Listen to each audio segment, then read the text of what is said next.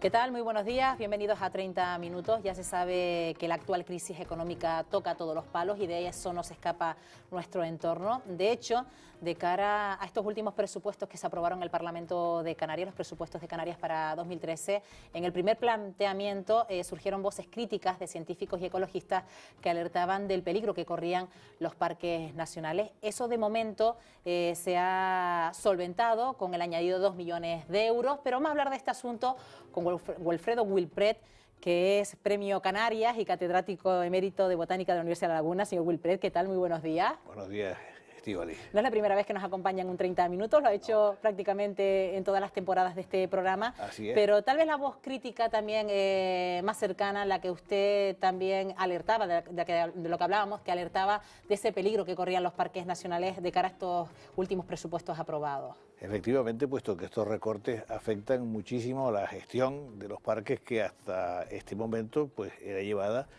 yo no digo que de una manera sobresaliente, porque nunca todo es perfecto, pero evidentemente con grandes aciertos, y sobre todo pues que en lo que se refiere a la gestión de los parques ha habido una especie de consenso en las cosas que se deben de hacer, aunque siempre ha habido una labor crítica por parte de gente que de alguna forma no estaba de acuerdo, pero siempre ha habido una especie de diálogo democrático sobre lo que hay que hacer en los parques, y que es mucho. En este sentido, pues en estos momentos, con digamos, recursos tan suprimidos y tan bajados, peligran algunas cosas que yo las considero que son absolutamente fundamentales. Por ejemplo, la más importante quizá es el seguir con el plan de erradicación de los mamíferos, concretamente los muflones y los conejos que están en el parque, que son unos auténticos depredadores de la flora endémica. En este caso estamos hablando del Parque Nacional de las Cañadas del Teide, señor Wilfred. Y también de Timanfay, de Taburiente, porque Taburiente padece otro tipo de herbívoro, pero también está ahí. Esos animales que, como le digo, son herbívoros y que se alimentan de material vegetal, pues suelen ser unas especies que ponen en peligro de extinción a muchas de las riquezas endémicas que tenemos nosotros en nuestra flora de los parques nacionales. Porque tanto en todos ellos hay unas especies de extraordinario interés por su rareza.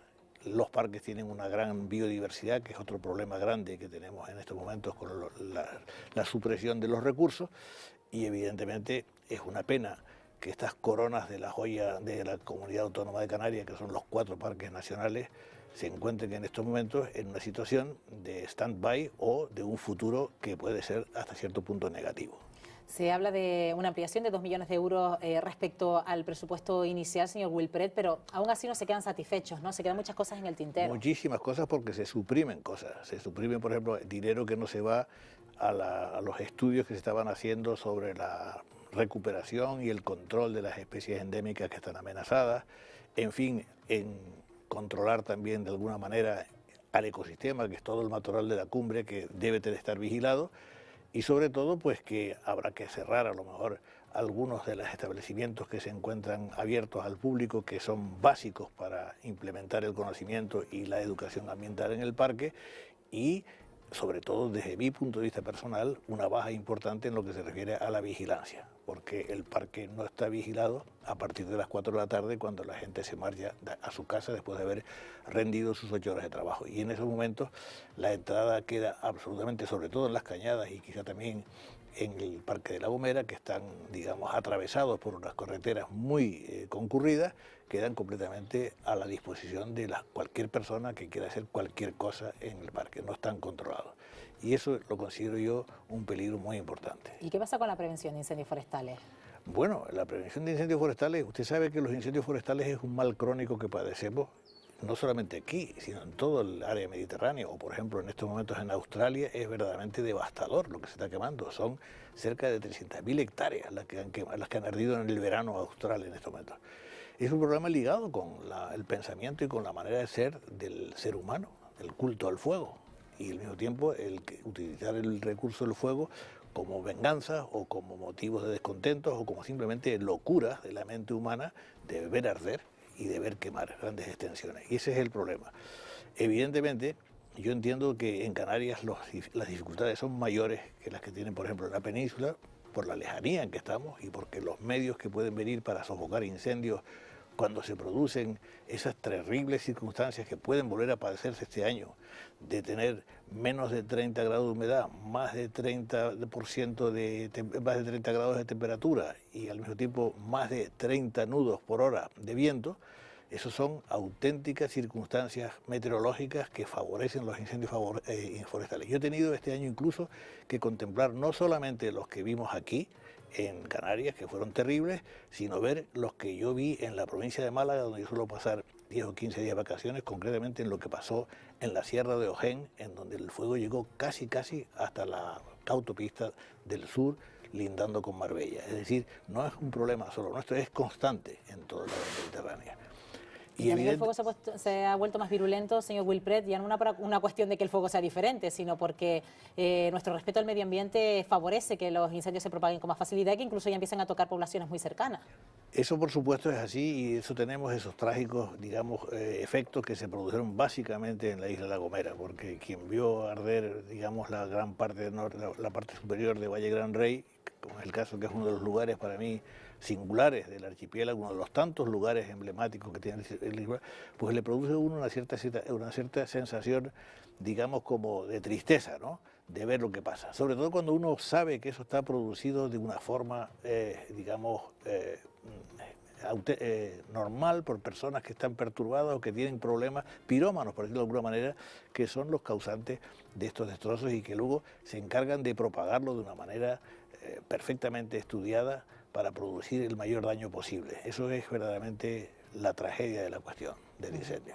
Y volviendo de nuevo a la situación económica de nuestros parques nacionales, ¿se podría correr el riesgo de que perdieran en dicha categoría de parque nacional, señor Wilpret, y que incluso el Teide, que ha sido catalogado como Patrimonio de la Humanidad, también pueda perder esa catalogación? En principio ese es un peligro que existe, sin ninguna duda, porque si la gestión, digamos, no puede mantener los niveles que se exigen para mantener esas denominaciones internacionales, vendrá una degradación.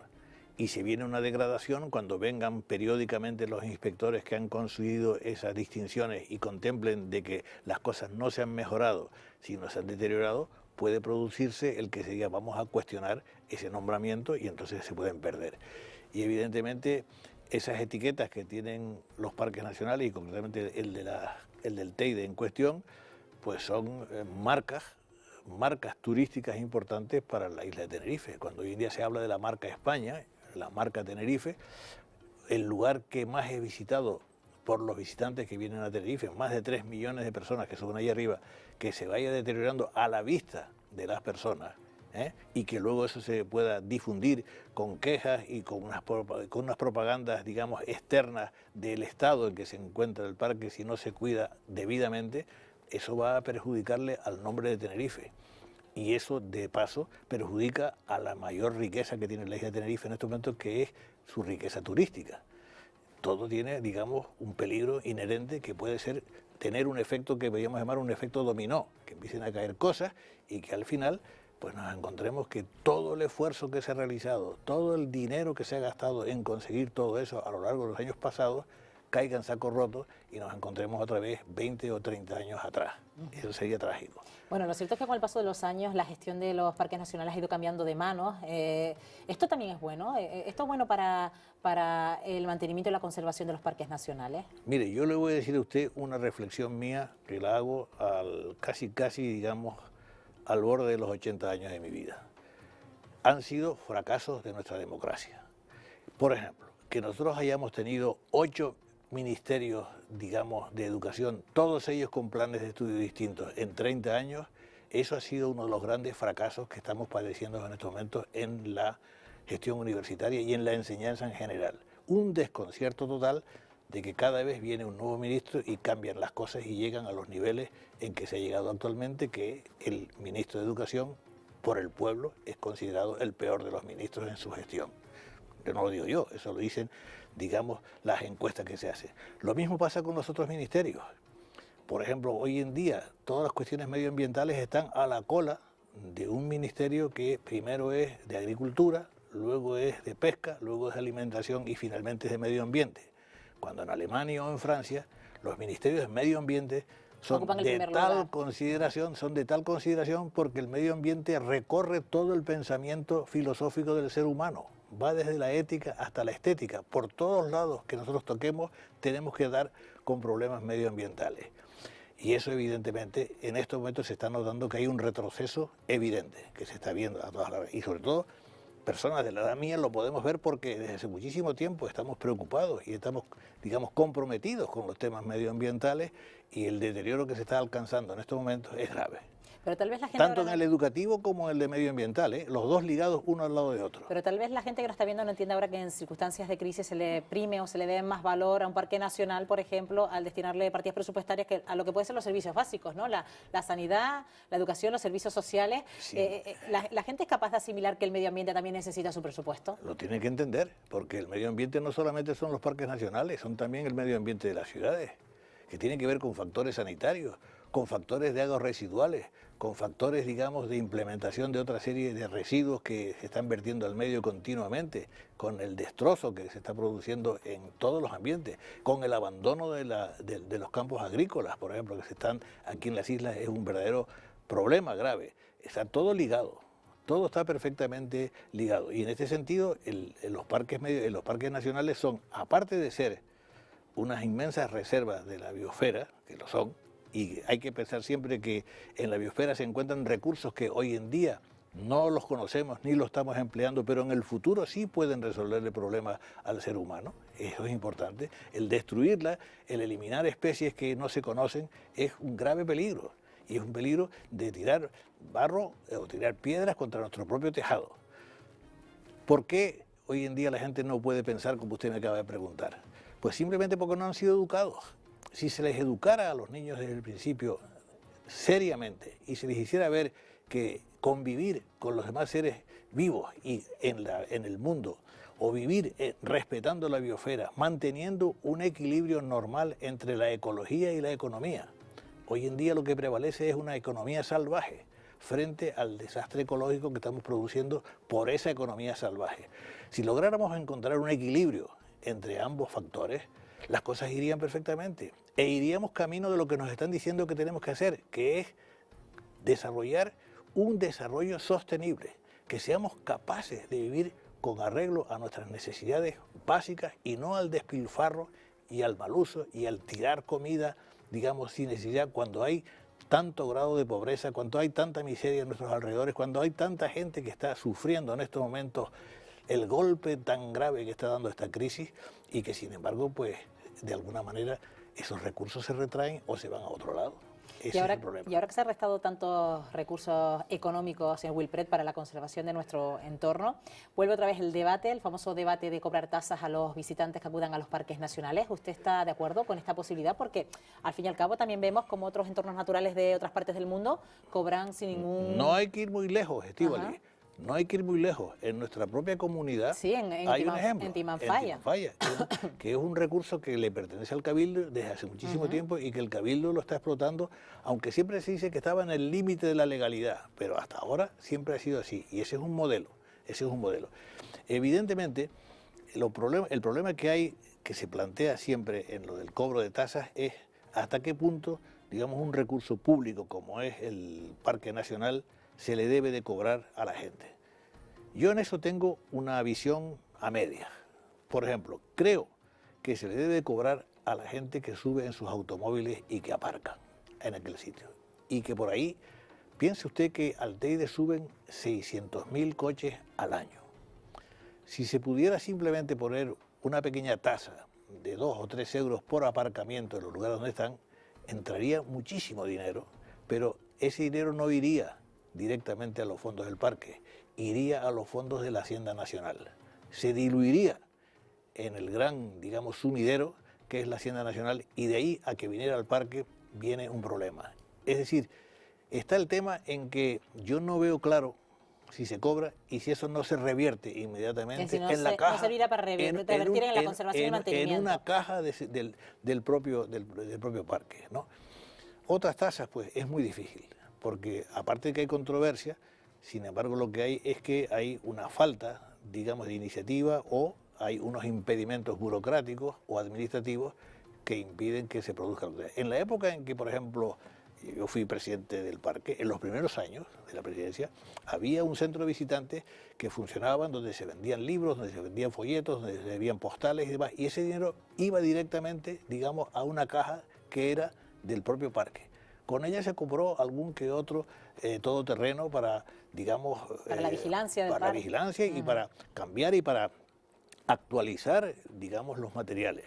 Pero llegó rápidamente una orden de Hacienda que eso no había que había que eliminarlo, o si no, ingresarlo directamente en las arcas del Estado. Y entonces ahí ya empezaron a producirse los problemas que, bueno, pues se quita y fuera.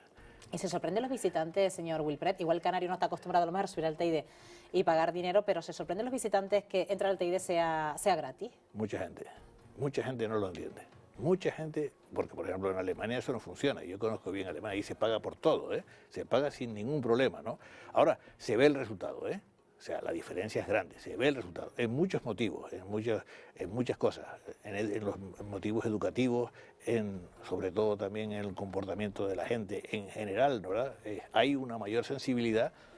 Piense usted que el turismo que más senderismo hace en Canarias es concretamente el turismo alemán, que viene a utilizar ese recurso para pasear por él y para disfrutar, digamos, de este recurso que nosotros tenemos, que mientras que en estos momentos toda Europa está tiritando, nosotros estamos a 20 grados, y que pasear ahora por el Monte Verde de Anaga o irse al Teide o simplemente bajar por el Barranco de Masca con los peligros que se entraña, eso es un placer que no se tiene fuera de aquí, y esos son nuestros atractivos. Ahí están nuestros grandes atractivos de un turismo de selección y de élite y tranquilidad. La señora Merkel venía a La Gomera, pues, a pasar en Tesina unos días y en Semana Santa y caminar por ahí.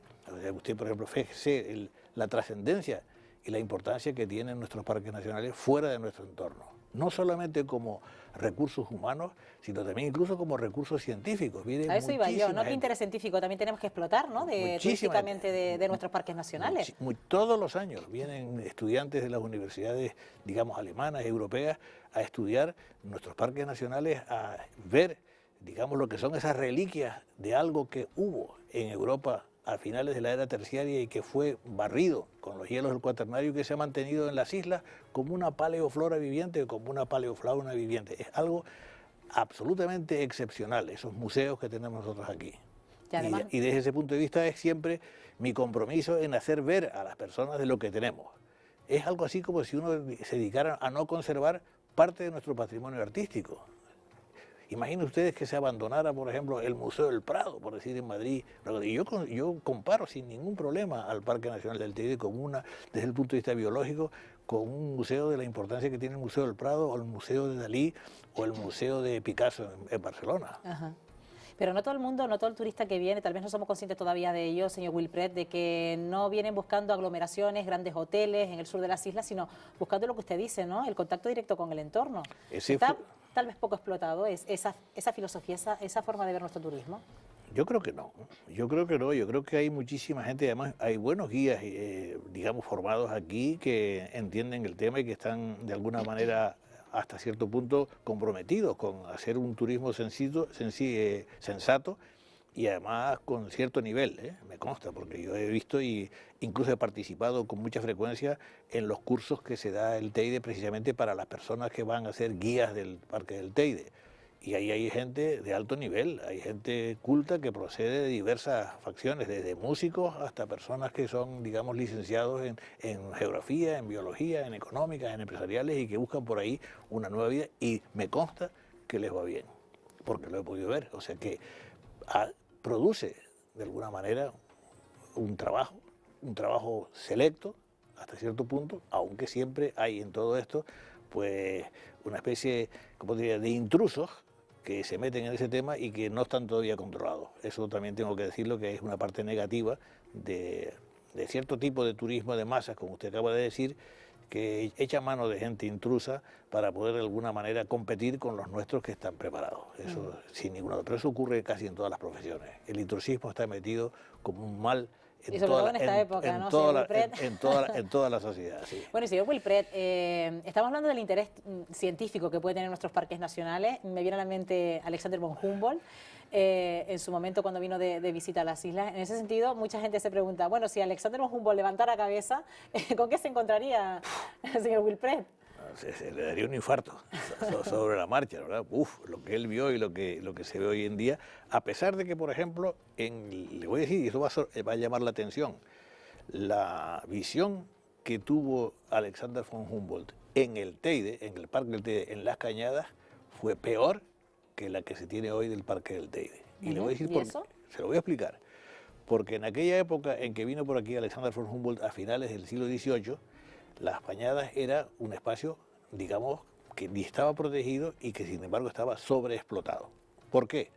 Porque en el verano subía la gente el ganado caprino arriba al Teide a pastar. Y cada cabra canaria se come diariamente 2 o 3 kilos, digamos, de producto vegetal en fresco.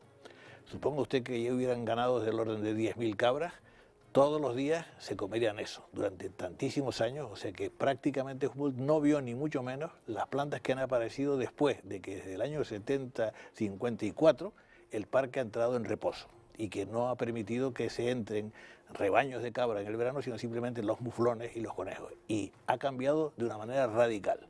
O sea, el aspecto que tiene en estos momentos el parque, tal como nosotros lo vemos, con su porquería que tiene, con su carretera, con sus, digamos, problemas que tiene, hay zonas que están muchísimo mejor que en la época de los guanches, porque los guanches llevaban su ganado ahí arriba y el ganado se comía unos endemismos extraordinarios que no sabían qué eran y que sin embargo pues contribuyeron a lo mejor durante siglos a desaparecer especies que nunca hemos conocido. Y cuando hablamos de las medianías y de las zonas de costa, ¿qué diría Alexander von Humboldt?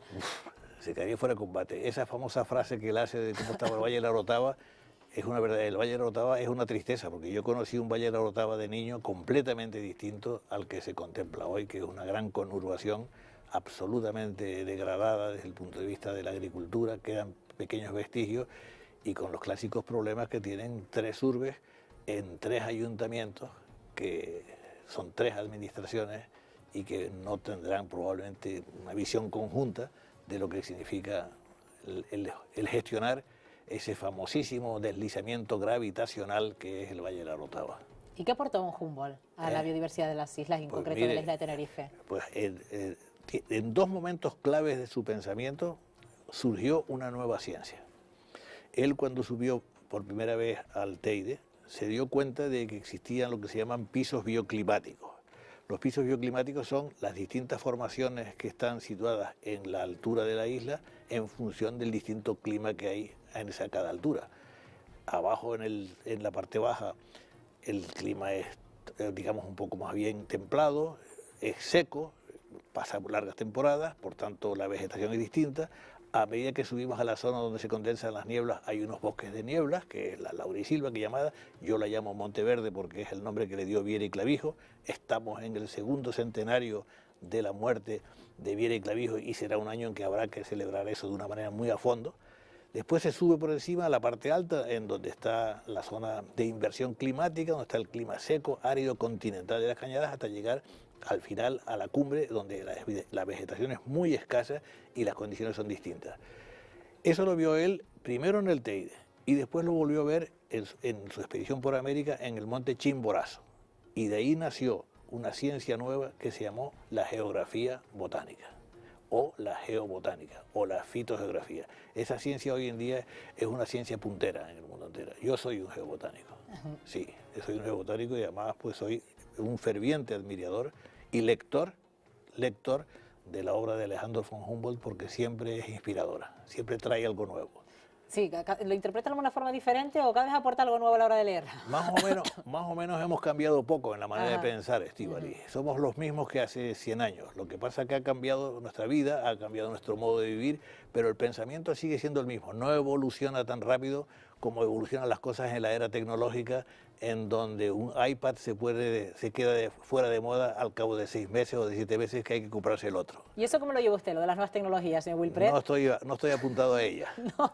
O sea, yo tengo ahí en este sentido una mujer que está muy metida en el tema, me ayuda y yo simplemente lo que funciona es con el ordenador. No uso teléfono móvil, no tengo iPad, pero sin embargo lo usan ellos, ¿verdad? Y el hijo mío también que lo usa, pero yo no me he querido esclavizar de momento a las nuevas tecnologías. Al ordenador sí, y a navegar por la red te puedo decir que es lo que se diría en términos coloquiales, una pasada, increíble. Teniendo en cuenta de que observo también que la navegación en Internet y la manera hoy en día de funcionar a través del Facebook, del Twitter y de lo que es digamos, medios audiovisuales de comunicación, tienen un sector peligroso que es el sector de la degradación de la cultura. Mucha gente escribe en muchísimos comentarios con faltas de ortografía, mal redactados, se dicen cosas a veces soeces, libremente. Entonces, este tipo de libertad ha llevado pues a la ciberpornografía, al ciberdelito, a la ciberguerra, a toda esta serie de cibers que se pueden poner de forma al ciberdelito, como acabo de decir, que aún no están todavía ni jurídicamente ni administrativamente controladas y que pueden ser verdaderamente peligrosos para el devenir de la humanidad. Al final, más que información, tenemos desinformación, señor Wilpret. Bueno, pero evidentemente como herramienta de trabajo tengo que decirle que es una cosa fuera de serie, uno de los grandes éxitos del pensamiento humano, sin ninguna duda, como el reloj de cuerda que tiene uno aquí, que también fue un invento hace 200 años. ¿Y sigue siendo fiel al reloj de cuerda? No le queda más remedio. ¿No? Una de las cosas que precisamente determina la vida en que vivimos es la prisa. Hoy se vive demasiado deprisa, eso es malo. No hay tiempo para reflexionar, para tener un buen ocio, sino simplemente lo que tenemos, hay que hacerlo todo, pocos minutos, corre tal cual, la competición y la prisa. Y yo creo que hay que ser un poco más sosegados y en vez de competir tanto, compartir. En vez de competir, compartir. Porque la sociedad necesita en estos momentos una solidaridad, en estos momentos de austeridad, en donde lo que hay que hacer es intentar compartir con los demás los problemas que hoy en día nos afectan y que están ahí y que no tienen así, desde mi punto de vista, a corto plazo no tienen una solución satisfactoria. Volviendo, señor Wilpret, a los ejemplares que forman parte de nuestro entorno, tal vez estamos acostumbrados a ver lo que vemos a simple vista en cualquier parque nacional al que vamos, pero sí, es que detrás de todo eso se esconden pequeñas especies que escapan a nuestra vista y de eso usted sabe mucho, ¿no? Muy buena pregunta la que yo estoy, muy buena reflexión. Y eso hay que decirlo, porque, digamos, lo que más abunda en el Parque del Teide es lo que no se ve. Vamos a ponerlo, por ejemplo, con las plantas vasculares, que es más mi tema. Aproximadamente entre los endemismos, las plantas normales y las invasoras que hay en el Teide, que las hay también invasoras, habrán como unas 200, 250 especies, ¿no? Pero insectos, y muchos de ellos endémicos, y otra fauna, hay más de 1500. Es decir, que cuando uno va pisando por el Teide, está uno matando seres minúsculos que lo están viendo a uno. Pero no estarán en peligro de extinción, ¿no? No, yo creo que no. Bueno, puede que sí. Eso habría que preguntarle a los entomólogos si dicen, oye, algunos están en peligro de extinción. No lo sé, yo creo que en este sentido no están. Ni tampoco las especies vasculares están en un peligro tan extinción. Lo que pasa es que tenemos que tener hay otro problema a considerar en los espacios naturales nuestros desde el punto de vista de su falta de protección, que son los cazaendemismos. Hay muchísima gente que sabe que aquí hay especies muy raras que se cotizan en los museos internacionales. Eso está a la vista de todo el mundo y no hay un control. Y entonces hay personas que se dedican a cometer ese tipo de delitos intelectuales, que es el venir a robar nuestros endemismos, a llevárselos, a pegarlos y a venderlos a altos precios. Es más, se puede encontrar en la red en estos momentos gente que ofrece semillas de nuestros endemismos del Parque Nacional del Teide. Y cuando uno pregunta, ¿y cómo no se ha podido meter mano a esta gente? Pues porque no existen, digamos, los planteamientos ni las herramientas jurídicas para poder contrastar y para poder impedir que una persona desde Alemania o desde aquí o de cualquier lado esté vendiendo semillas de endemismos nuestros que están en peligro de extinción y que está prohibido recolectarlos, las esté vendiendo tranquilamente en la red. También es triste entonces, señor Wilpret, sabiendo que hay gente interesada en el interés que tiene nuestro entorno para explotarlo turísticamente, vengan otros y se aprovechen de esta situación, ¿no? Sí, pero eso es el comportamiento humano. Siempre hay gente que se aprovecha hay carroñeros, ¿no? Son carroñeros intelectuales o gente de estas que no tiene, de esa gente desaprensiva, sin escrúpulos, que bueno, que van a un lucro, digamos, a un lucro rápido, ¿no? Que es el famoso pelotazo rápido, y el que venga atrás que arree, como decimos vulgarmente.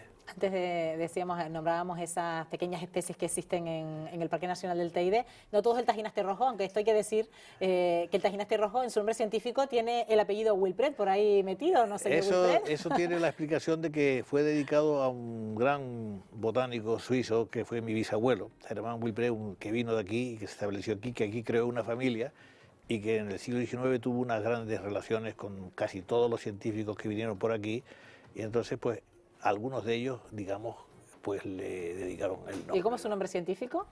¿El cuál? ¿El del tajinaste rojo? Echium wilpreti, Echium, que es el nombre de los taginastes, E-C-H-I-U-M, Echium wilpreti, de la familia de las borragináceas. Pues, señor Wilpret, hemos agotado nuestros 30 minutos, hemos hablado un poco de la circunstancia en la que se encuentran nuestros parques nacionales y una vez más, gracias por haber compartido con nosotros este tiempo. De nuevo se hace corte, señor Wilpret. Ha sido para mí un gran placer haber estado hoy aquí, Estíbaliz. Me ha gustado mucho la entrevista. Pues gracias, buenos días. Muchas gracias. Y ustedes, como siempre, tienen una cita en el próximo programa de 30 minutos. Que pasen un buen día, adiós.